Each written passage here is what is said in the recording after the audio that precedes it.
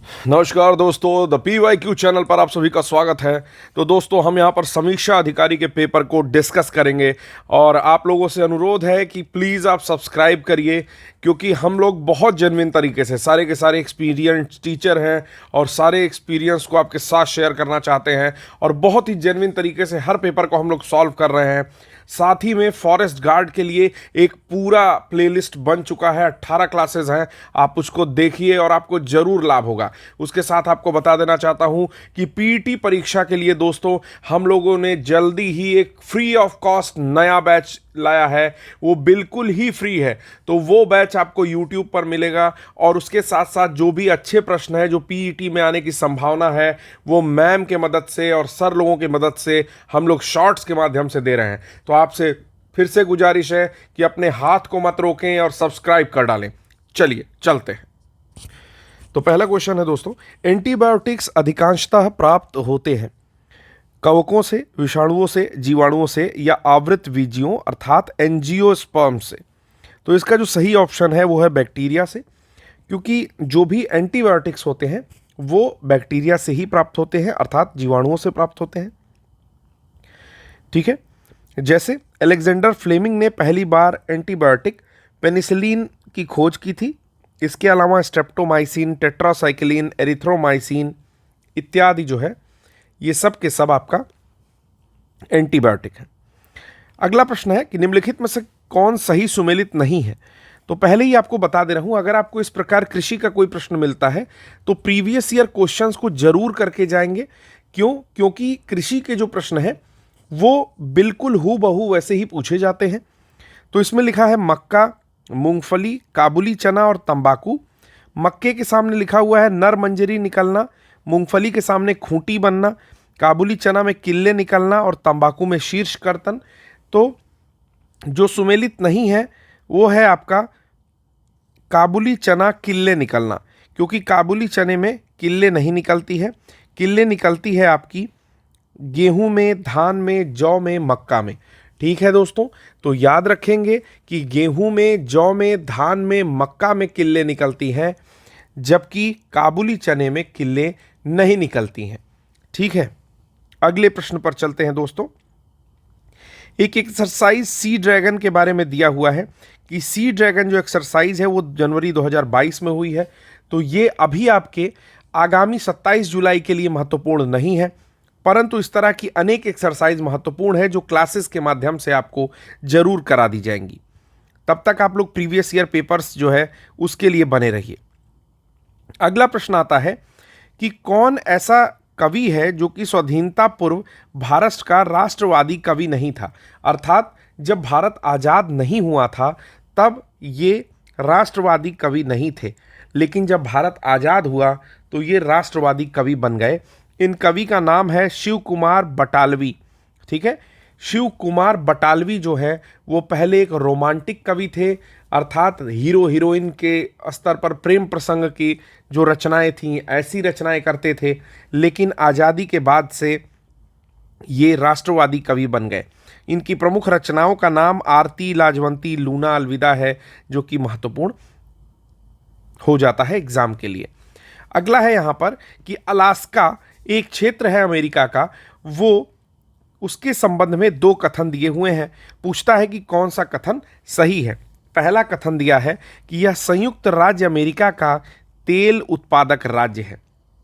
तो आपको पहले लोकेशन में बता देना चाहता हूं कि अगर आप इस तरह नॉर्थ अमेरिका का फोटो बनाओगे, ठीक है, इस तरह से नॉर्थ अमेरिका का फोटो बनाओगे तो ये वाला जो पोर्शन है, ये वाला पोर्शन, ये आपका अलास्का है। ठीक है, और अलास्का के इस पोर्शन को अमेरिका ने खरीदा था रशिया से। कब खरीदा था? 1867, 1867 में खरीदा था रूसियों से। और दूसरी चीज़ कि यहाँ पर तेल का भंडार है, उसके साथ साथ यहाँ पर नेचुरल गैस का भी भंडार है। ठीक है, तो दोनों ही स्टेटमेंट बिल्कुल सही हो जाता है। इस प्रकार हमारा जो ऑप्शन होगा वो कूट सी होगा, अर्थात बोथ ए एंड बी। तो ये भी जान जाइए कि अलास्का 1867 में खरीदा था और यहाँ पर तेल उत्पादन, गैस उत्पादन और मछली पकड़ना प्रमुख व्यवसाय है। अगले प्रश्न की ओर चलते हैं दोस्तों। यहाँ पर लिखा है कि इसरो के चेयरमैन 2022 में कौन थे। तो हमें ये तो नहीं जानना है, लेकिन वर्तमान चेयरमैन इसरो के कौन है दोस्तों, ये बात जरूर कमेंट बॉक्स में आप लोग बताएंगे। ठीक है, इस लेक्चर के अंत में मैं उनका नाम आपको बताऊंगा।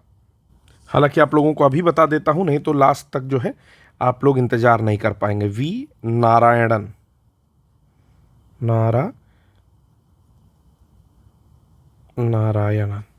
ठीक है, चलिए अगले प्रश्न पर चलते हैं, जो हमारा 94वां प्रश्न है कि स्टैंड अप इंडिया किसके लिए आया था, किसकी योजना को या उद्यमिता को बढ़ावा देने के लिए आया था। तो विमेन, SC एंड ST के लिए आया हुआ था स्टैंड अप इंडिया। याद रखेंगे, स्टैंड अप इंडिया ये जो स्कीम है दोस्तों, ये 2016 में आई थी।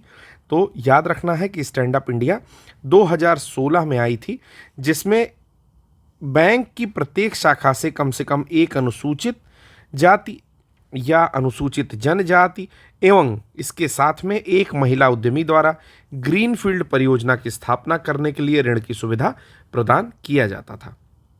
अगला प्रश्न है यहाँ पर कि 2021 में संयुक्त राज्य अमेरिका के राष्ट्रपति द्वारा, तो करंट का क्वेश्चन है जो कि अभी कोई वैल्यू नहीं रखता है। अगला प्रश्न देखते हैं यहाँ पर, MET, SET और TET को क्रमशः 52, 76 और 80 से कूट किया जाए तो PET को क्या कूट होगा। तो देखिए, पहला तो ये PET की परीक्षा के लिए भी बहुत महत्वपूर्ण है। ठीक है, क्योंकि इसमें PET आया है। अब अगर कोई मास्टर देख लेगा PET का प्रश्न पत्र बनाने वाला कि इस प्रकार के प्रश्न आ रहे हैं, तो वो उठा करके PET के लिए प्रश्न रख देगा। तो PET वाले बच्चे और ध्यान से देख लेंगे कि MET के लिए आ रहा है 52, SET के लिए आ रहा है 76 और TET के लिए आ रहा है 80। ठीक है, तो चलिए सॉल्व करने की कोशिश करते हैं कि MET यानी कि M का होता है 13, E का होता है आपका 5 और T का होता है 20। तो किस प्रकार एडजस्ट करें कि ये जो है 52 आ जाए। तो 13 पचे 65, 65 और 20 85, तो ये तो आएगा नहीं 52। ठीक है, TET 80 आया है, यानी कि 25 एंड 20, तो 20 पच्चे 100 में से 20 गया तो 80 आ जाएगा। ठीक है, लेकिन ये नहीं आएगा 13 पचे 65 और 65 और 20, तब तो ये अधिक हो जाएगा और 65 में से 20 घटा देंगे तो 45 हो जाएगा। ठीक है, दूसरा तरीका देखते हैं। तो 20 में 5 जोड़ते हैं, 20 5 25 और 25 चौके 100, 100 माइनस 20 80, 13 5 18, 18 चौके 72, 72 माइनस 20 52, यानी कि यही लग रहा है। अब P का क्या होता है, तो MLMNOP, P का होता है 16, ये याद करना पड़ेगा दोस्तों। ठीक है, इजोटी आप लोग याद रख सकते हैं 5 10 15 20 25। ठीक है, तो इस प्रकार P इसका हो गया 16 प्लस 5 21, 21 गुणे 4 84, 84 माइनस 20, यहाँ पर आपका आ जाएगा 64 और आंसर हो जाएगा C। ठीक है, एक बार आंसर मैच कर लेते हैं तो बिल्कुल सही है आंसर। अगले प्रश्न पर चल देते हैं। निम्नलिखित में से प्रथम सफल क्लोन्ड जानवर क्या था। तो आपको पता है कि सफल क्लोन्ड जानवर यानी कि क्लोन बनाया गया जानवर भेड़ थी। भेड़ का नाम क्या था, डॉली। तो नोट डाउन करेंगे, भेड़ का नाम क्या था, डॉली। एक बार इसका एक्सप्लेनेशन भी देख लेते हैं दोस्तों कि पहला स्तनपायी जानवर भेड़ है। ठीक है, स्तनपायी मतलब जो अपने बच्चों को दूध पिलाता है। भेड़ का जन्म 1996 में 5 जुलाई को हुआ था। यूनिवर्सिटी ऑफ एडिनबर्ग के रोजलिन इंस्टीट्यूट के यान विल्मुट और कीथ कैंपबेल द्वारा विकसित किया गया था। डॉली द्वारा 6 बच्चों को जन्म दिया गया था। 7 साल पूरे होने से पहले ही फेफड़े की बीमारी से इसकी मृत्यु हो गई। यानी कि जो क्लोन्ड जानवर बना था वो बहुत पहले 1996 में ही बना था। अभी जितने लोग मेरा वीडियो ये देख रहे होंगे उनमें से कई लोग उस समय तक पैदा नहीं हुए थे। ठीक है, तो ये याद रखिए कि 1996 में ही जो है एक क्लोन्ड जानवर बन गया था, जो कि एक भेड़ थी और 7 साल तक जिंदा रही, 6 बच्चों को जन्म दिया। अगला प्रश्न यहाँ पर है कि डिसइन्वेस्टमेंट टारगेट के बारे में बात कर रहा है, तो इसे भी हम लोग नहीं पढ़ेंगे क्योंकि हमें वर्तमान की डिसइन्वेस्टमेंट देखनी है। अगला प्रश्न है केंद्रीय औषधि एवं सौगंध पौधा यानी कि एरोमेटिक यानी कि सुगंध वाला पौधा जो है, ऐसा संस्थान कहाँ पर स्थित है। फिर से जानिए, केंद्रीय औषधीय एवं सुगंध पौध संस्थान कहाँ स्थित है। तो मुझे लगता है कि एक बार हम लोग ये प्रश्न मैच फॉलोइंग में कर चुके हैं।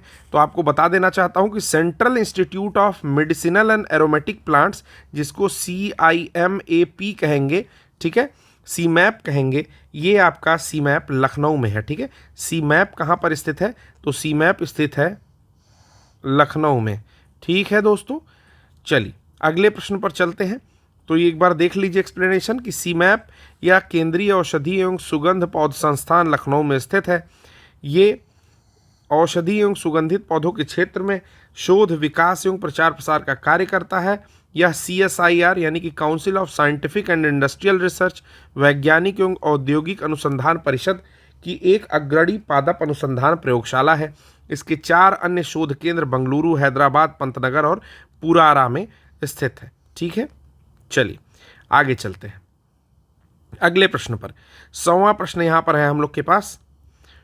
चलिए, इंडोनेशिया के संदर्भ में प्रश्न पूछा हुआ है। पहला प्रश्न पूछा है कि इसमें 15,000 से अधिक द्वीप शामिल है। तो हो सकते हैं, बिल्कुल इंडोनेशिया में बहुत सारे द्वीप हैं। दूसरा कहता है कि इसमें 150 से अधिक सक्रिय ज्वालामुखी हैं। अब ये जो एक्टिव वॉल्केनोज की बात कर रहा है, ये थोड़ा सा अप्रत्याशित रूप से अधिक बता रहा है। अगर ये 15 भी बताता तो शायद एक बारी को विश्वास हो जाता कि किसी एक ही कंट्री में इतने सारे जागृत ज्वालामुखी हैं। ठीक है, लेकिन ये चीज़ जो है असलियत नहीं है।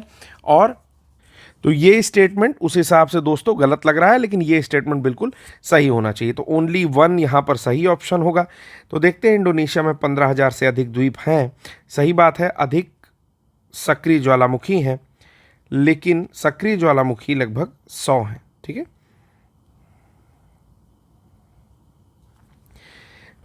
द्वीप पर माउंट केलुट, माउंट मेरापी है, अर्थात दोनों कथन यहां पर लिख रहा है, दोनों कथन सही है, लेकिन ये खुद ही कंफ्यूज है। ठीक है, एक बार मैं देख करके आपको बताता हूं कि क्या करेक्ट आंसर था इसका। तो दोनों ही स्टेटमेंट करेक्ट है, मैंने बिल्कुल देख लिया है। ठीक है, तो 150 से अधिक एक्टिव वॉल्केनोज हैं, ये बात बिल्कुल सही है। क्यों? क्योंकि जो आपका इंडोनेशिया है वो रिंग ऑफ फायर, ठीक ना, प्रशांत महासागर के किनारे की जो पेटी है, जहाँ पर आपका भूकंप आने की प्रायिकता सबसे ज़्यादा होती है, उसी क्षेत्र में आपके इंडोनेशिया के द्वीप पड़ते हैं। इसी कारण से वहाँ पर भूकंप आने की संभावना बहुत ज़्यादा थी और साथ ही ज्वालामुखी उद्गार की संभावना भी बहुत ज़्यादा है। तो 150 से अधिक सक्रिय ज्वालामुखी यहाँ पाए जाते हैं। ठीक है, तो ये दोनों ही स्टेटमेंट बिल्कुल सही है। ऑप्शन ये गलत दिया है, सी होगा ऑप्शन। चलिए अगला प्रश्न है कि 4th addition of NITI Aayog का, तो इससे हमें कोई ज़रूरत नहीं है। अगला प्रश्न हम लोग देखते हैं कि हल्दी भूमिगत तने का उदाहरण है। हमें पता है कि हाँ, भूमिगत तने का उदाहरण है, जिसे क्या कहते हैं? तो हल्दी को हम लोग राइजोम कहते हैं, जो कि प्रकंद का उदाहरण है। ठीक है, और हल्दी में एक तत्व पाया जाता है, या ऐसे कहिए कि हल्दी का जो नाम है उसी के हिसाब से उसमें एक एलिमेंट, एक गुण पाया जाता है, जिसको इसके नाम पर ही करकुमा कहते हैं, करकुमा कहते हैं। ठीक है ना, ये जो है ये कैंसर से लड़ने में सहायक होता है। ठीक ना, करकुमा, तो इसका नाम होता है करकुमा लौंगा, याद रखेंगे। GS 2021 का पेपर हम लोग कर रहे हैं, जो कि 24/4/2022 में हुआ था। मेंस का पेपर है दोस्तों। ठीक है, इसका PDF पाने के लिए आप हमारे ईमेल ID पर thepyq4eu@gmail.com पर मैसेज कर सकते हैं, या हमारा टेलीग्राम चैनल ज्वाइन कर सकते हैं, द PYQ। ठीक है, अगला प्रश्न देखते हैं कि कोलेस्ट्रॉल निम्न में से क्या है? स्टेरॉयड है, एंजाइम है, इंसेक्टिसाइड है, या विटामिन है? तो जो कोलेस्ट्रॉल होता है दोस्तों, वो आपका स्टेरॉयड होता है। ठीक है, कोलेस्ट्रॉल पाया कहाँ जाता है? तो हमारी जो नसें हैं, जो उसमें अंदर की ओर इकट्ठा होता है वसीय पदार्थ, उसी को कोलेस्ट्रॉल कहते हैं। ठीक है, शरीर को सुचारू रूप से कार्य करने के लिए लीवर द्वारा उत्पन्न किया जाता है। ये मोम जैसा चिकना पदार्थ है, जो ब्लड प्लाज्मा द्वारा शरीर के विभिन्न हिस्सों में पहुंचाया जाता है। कोलेस्ट्रॉल अच्छे स्वास्थ्य के लिए महत्वपूर्ण होता है। मानव शरीर को हार्मोन, विटामिन डी, खाद्य पदार्थों को पाचन करने में मदद करने वाले पदार्थों को बनाने के लिए कुछ कोलेस्ट्रॉल की आवश्यकता होती है। With reference to national park, यानी कि भारत में राष्ट्रीय उद्यानों एवं वन्य जीव अभयारण्यों के संदर्भ में निम्नलिखित कथनों में से कौन सा सही है। तो राष्ट्रीय उद्यान और वन्य जीव अभयारण्य के संदर्भ में आपको बताना है कि राष्ट्रीय उद्यानों की सबसे ज़्यादा संख्या मध्य प्रदेश में है, तो बिल्कुल सही है। नेशनल पार्क मध्य प्रदेश में सबसे ज़्यादा है। वन्य जीव अभयारण्यों की सबसे ज़्यादा संख्या अंडमान और निकोबार में है, तो यहाँ पर उत्पन्न होता है डाउट, लेकिन दोनों ही सही है, क्योंकि भारत में जो मध्य प्रदेश है राज्य, वहाँ पर कुल 12 राष्ट्रीय उद्यान है, जबकि वन्य जीव अभयारण्य की बात की जाए, यानी कि वाइल्ड लाइफ सेंचुरीज़ की बात की जाए, तो ये अंडमान निकोबार द्वीप समूह में सबसे ज़्यादा है और यहाँ पर 96 वाइल्ड लाइफ सेंचुरीज़ हैं, अर्थात वन्यजीव अभयारण्य है। इसीलिए दोनों ही कथन बिल्कुल सही है। अगला प्रश्न आता है, खान मंत्रालय की रिपोर्ट से यहाँ पर बॉक्साइट उत्पादक राज्यों के बारे में पूछा हुआ है कि 2 राज्य भारत के बॉक्साइट उत्पादक हैं, तो आपके कौन कौन से राज्य होंगे, एक बार अंदाज़ा लगाते हैं। बॉक्साइट मतलब होता है एल्युमिनियम, ठीक है ना। तो यहाँ पर आपका एक तो उड़ीसा होना चाहिए और दूसरा आपका छत्तीसगढ़ होना चाहिए। तो मेरे हिसाब से 1 और 3 जो है वो ऑप्शन होना चाहिए। तो एक उड़ीसा तो है, लेकिन दूसरा गुजरात है। उड़ीसा का कालाहांडी है, ठीक है, और कोरापुट जिला बॉक्साइट के लिए प्रसिद्ध है, जो मुझे पता था, और दूसरा है आपका जो गुजरात है, वहाँ पर उत्पादन होता है। ये जो एल्युमिनियम का अयस्क होता है, ये गुलाबी अथवा लाल रंग का हो सकता है।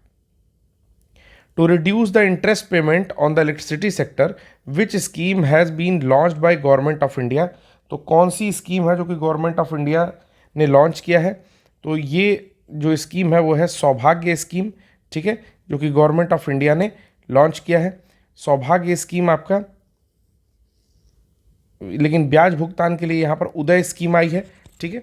सौभाग्य स्कीम भी थी बिजली के लिए ही, और दूसरी जो आई है उदय स्कीम, वो ब्याज भुगतान भार कम करने हेतु भारत सरकार की योजना है। 2015 में उज्ज्वल डिस्कॉम इंश्योरेंस योजना करके आई है, उज्ज्वल डिस्कॉम एश्योरेंस योजना, ठीक है, उदय स्कीम लॉन्च किया गया है।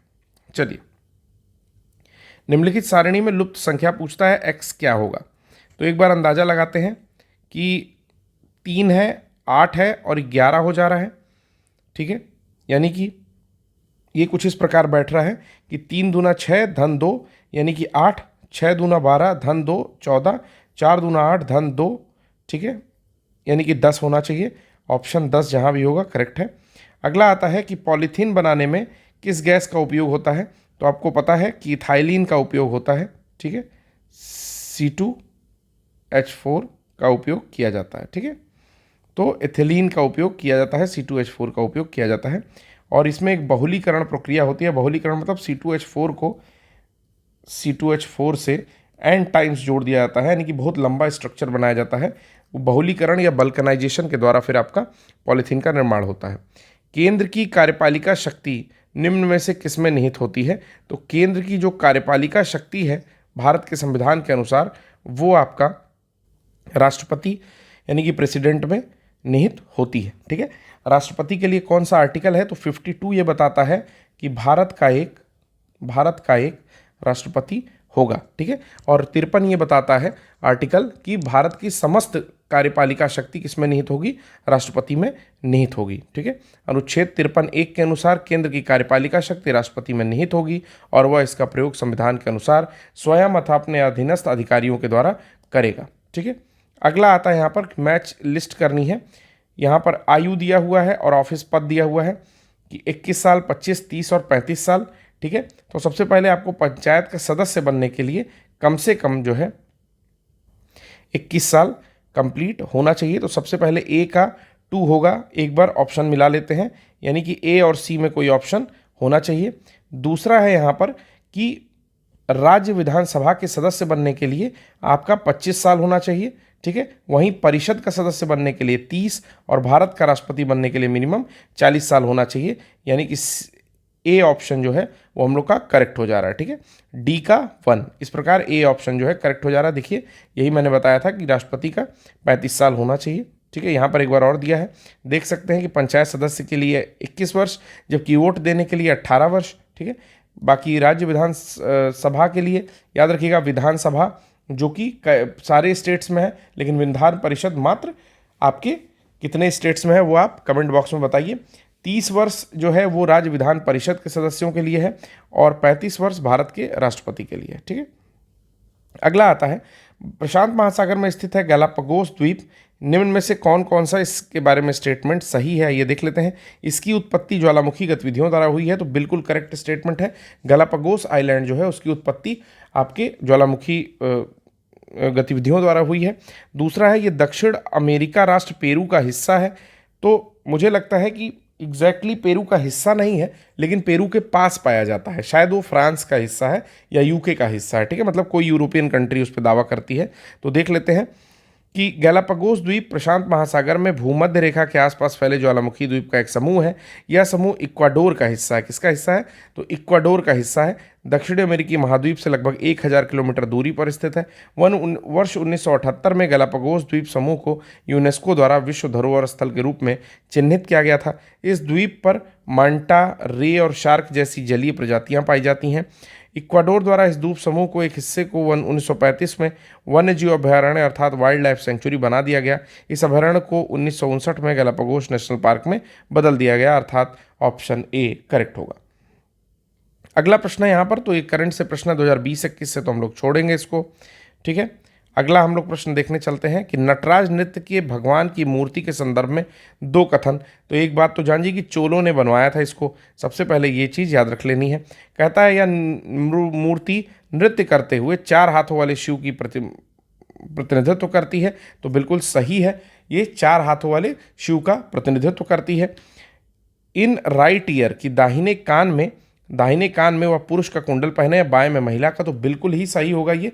क्यों? क्योंकि वो जो उनकी मूर्ति है वो अर्धनारीश्वर का रूप दिखाती है। ठीक है, और ज्वाला का भी उसमें रूप है। ठीक है, और हाथ में डमरू का रूप है, सर्प का रूप है और एक चक्र का रूप है, नीचे एक किसी के ऊपर उन्होंने पैर रखा है। ठीक है, तो ये संपूर्ण जो प्रतिमा है ये नटराज की, ये चोलों के समय जो है बनी हुई थी। ठीक है, नृत्य करते हुए दिखाया गया है, तो दोनों ही कथन मेरे हिसाब से सही होना चाहिए। चोलकालीन नटराज मूर्ति नृत्य करते हुए भगवान शिव को दिखाई जाती है, जो नृत्य करते हुए 4 हाथों वाले शिव का प्रतिनिधित्व करती है और अपने कान में एक पुरुष का कुंडल पहने और दूसरे कान में महिला का। ठीक है, अगला प्रश्न आता है कि 75 में आप 44 का गुणा करोगे तो इतना आ जाएगा। ठीक है, 83 में करोगे तो इतना आ जाएगा। तो कुल मिलाकर के 83 वाले से थोड़ा सा क्लियर हो रहा है कि 8 को सबसे लास्ट में भेजेगा, एक स्थान छोड़ के फिर 3 को भेजेगा, यानी कि 5 को सबसे लास्ट में भेजेगा, एक स्थान छोड़ के यहाँ भेजेगा। और किस प्रकार 74 लिखना है, तो 7 यहाँ लिखना है, 5 यहाँ लिखना है, 7 यहाँ लिखना है, 4 यहाँ लिखना है, तो 7 5 4 5 यही आएगा।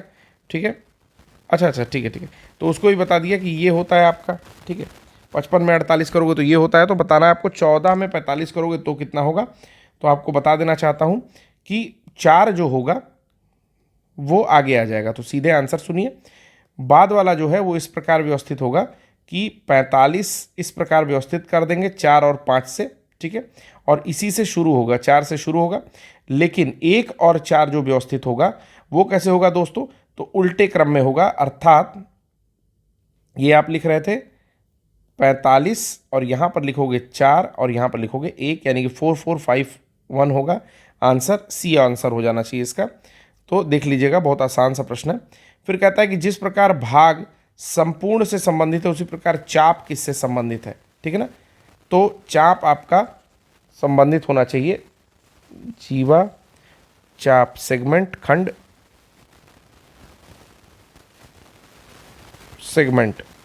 ठीक है, पार्ट होल से, होल का एक पार्ट, अर्थात चाप जो है वो आपके परिधि से संबंधित होना चाहिए मेरे हिसाब से। तो बिल्कुल सही है, यानी कि परिधि के एक छोटे से भाग को चाप कहते हैं और टोटल भाग को परिधि कहते हैं। ठीक है ना, चलिए। Uttar Pradesh council of agriculture research, agriculture research करने के लिए कहाँ पर काउंसिल है, ये आपका उत्तर प्रदेश कृषि अनुसंधान परिषद, ये मुझे लगता है कि मेरठ में होना चाहिए। तो कृषि अनुसंधान परिषद जो है आपके लखनऊ में है, ये गलत मैं बता रहा था। तो कृषि अनुसंधान परिषद आपका कहाँ स्थित है, तो लखनऊ में स्थित है। 1889 में जो है इसकी स्थापना की गई थी। और प्रदेश में गन्ना अनुसंधान जो है वो लखनऊ में 1952 में स्थापित किया गया था। तो ये याद रखना है कि उत्तर प्रदेश कृषि अनुसंधान परिषद लखनऊ में है। कृषि अनुसंधान परिषद कहाँ पर है, लखनऊ में है। और गन्ना अनुसंधान परिषद जो है उसकी स्थापना आपका 1952 में की गई थी। यूरोप में राइन नदी से रिलेटेड प्रश्न पूछा हुआ है कि राइन नदी एक महत्वपूर्ण नदी है, जर्मनी की औद्योगिक गतिविधियों के लिए जानी जाती है। ठीक है, यानी कि राइन नदी उत्तर जर्मनी की एक औद्योगिक गतिविधियों के लिए महत्वपूर्ण नदी है। तो मुझे लगता है ये वेस्ट जर्मनी की है, पश्चिम जर्मनी की है। देखते हैं एक बार। रॉटरडैम का बंदरगाह राइन नदी के मुहाने पर है, तो बिल्कुल करेक्ट है, लेकिन ये उत्तर जर्मनी की नहीं है, ये पश्चिम जर्मनी की होनी चाहिए। तो उस हिसाब से सी दे रहा है, कह रहा है कि उत्तर जर्मनी में रूर प्रदेश शामिल है। फिर से देखते हैं। राइन नदी उत्तरी जर्मनी की औद्योगिक गतिविधियों के लिए एक महत्वपूर्ण मार्ग है। उत्तरी जर्मनी की औद्योगिक गतिविधियों के लिए एक महत्वपूर्ण मार्ग है, हो सकता है, ठीक है, लेकिन ये बेसिकली आपके पश्चिमी जर्मनी से चलती है। ठीक है, तो मैं इसको जो है पहला ऑप्शन करेक्ट नहीं मानूंगा, दूसरा ऑप्शन करेक्ट मानूंगा। ठीक है, एक बार आप लोग आंसर इसको चेक करिएगा। अगला प्रश्न आता है आपका। तो देखिए, आप इसमें देख भी सकते हैं दोस्तों कि जर्मनी के पश्चिम साइड में जो है ये राइन रिवर यहाँ से बह रही है। ठीक है, हाँ, जो उत्तरी छोर पर अगर पहुँचती है तो ठीक है, थोड़ा सा ये दिखाई देता है कि यहाँ पर ज़्यादा औद्योगिक गतिविधियाँ हैं, लेकिन फिर भी अगर मेरे हिसाब से देखा जाए तो ये पश्चिमी तट की रिवर है। ठीक है, फिर भी मैंने चेक किया तो आंसर जो है वो आयोग ने दोनों ही करेक्ट माना है, तो हम भी दोनों ही करेक्ट को लेकर के जाएंगे, फालतू की ज़बरदस्ती नहीं करेंगे। लेकिन यहाँ पर हमें साफ साफ दिखाई दे रहा है कि राइन जो है वो पश्चिमी तट पर बहने वाली नदी है। ठीक है, चलिए अगला प्रश्न देखते हैं। अगला प्रश्न है दोस्तों कि अंतर्राष्ट्रीय व्यापार मेले से संबंधित, तो इसे हम लोग छोड़ देंगे क्योंकि ये करंट का प्रश्न है, वो हम लोग बाद में करेंगे। अगला प्रश्न है यहाँ पर कि भारत के प्रथम जलवायु परिवर्तन पर राष्ट्रीय कार्य योजना 2008 में आई थी। याद कर लीजिएगा कि भारत के प्रथम जलवायु परिवर्तन पर राष्ट्रीय कार्य योजना 30 जून 2008 को लागू किया गया था।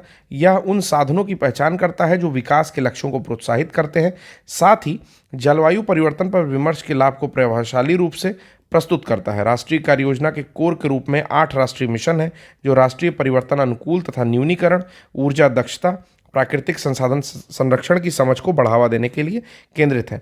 8 राष्ट्रीय मिशन: राष्ट्रीय सौर मिशन, राष्ट्रीय जल मिशन, विकसित ऊर्जा दक्षता के लिए राष्ट्रीय मिशन, सुस्थिर निवास पर राष्ट्रीय मिशन, हरित भारत हेतु राष्ट्रीय मिशन, सतत कृषि हेतु राष्ट्रीय मिशन, जलवायु परिवर्तन हेतु रणनीतिक ज्ञान पर राष्ट्रीय मिशन, सुस्थिर हिमालयी पारिस्थितिकी तंत्र पर राष्ट्रीय मिशन। कौन सा इसमें करेक्टली मैच नहीं है? 4 ऑप्शन दिया हुआ है: बटेश्वर, देवा शरीफ, जौनपुर और फर्रुखाबाद। तो देवा शरीफ जो है ये आपके जौनपुर में नहीं है, ठीक है ना, याद रखेंगे। ठीक, देवा शरीफ आपके लखनऊ के आसपास है। ठीक है, तो देवा शरीफ बाराबंकी के पास है। बटेश्वर जो है आगरा में लगता है, संकिसा जो है फर्रुखाबाद में लगता है, और बिठूर जो है वो आपका कानपुर में है। तो याद रखेंगे ये जो स्थान है देवा शरीफ वो आपके लखनऊ के आसपास यानी कि बाराबंकी में है। बटेश्वर बाकी एक मेला है और स्थान भी है, आगरा में है। बिठूर स्थान आप जानते ही हैं, नाना साहब, तात्या टोपे, इस प्रकार के लोग जो है बिठूर से संबंधित थे। और संकिसा जो क्षेत्र है वो फर्रुखाबाद से संबंधित है। तो यहाँ तक था हम लोग का प्रश्न। 120 प्रश्न टोटल थे, हमने जो है इसको कर लिया। अब बचता है हिंदी का पोर्शन जो हम लोग कल एक ही बार में कंप्लीट कर लेंगे। मैं बार बार आप लोगों से कहता हूँ कि आपने कई जगह वीडियो देखे होंगे, लेकिन वेरीफाई करके पढ़ाने के लिए, उसको चार्ट से पढ़ाने के लिए, ग्राफ से पढ़ाने के लिए ऐसा कोई नहीं करता है। तो मैं ये काम कर रहा हूँ, मैं आशा करता हूँ कि आप लोग इसको सपोर्ट करेंगे। धन्यवाद।